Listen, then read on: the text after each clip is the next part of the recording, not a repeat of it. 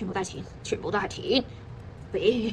我開 Top Now 我都係第一次買呢個系列，咁佢咧同平時開嗰啲 Top 係唔同，佢唔係盲盒形式，唔使自己再一包包拆先知裏邊係咩卡嘅。咁我已經係上網已經知道係買邊一位球星，所以就買翻落嚟啦。咁佢同 Top 又有啲唔同咧，就係佢係屬於一啲即時性嘅推出嘅產品啊，限時性，限時唔係即時，限時，即係佢可能今日放佢過幾日就會落架㗎啦。咁落架之後咧，咁佢就唔會再出，所以你咧買到咧，佢落咗架之後咧，佢呢個嘢就係絕版。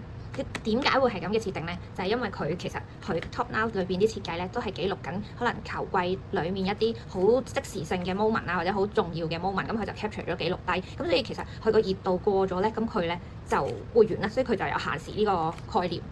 咁我哋嚟睇下啦。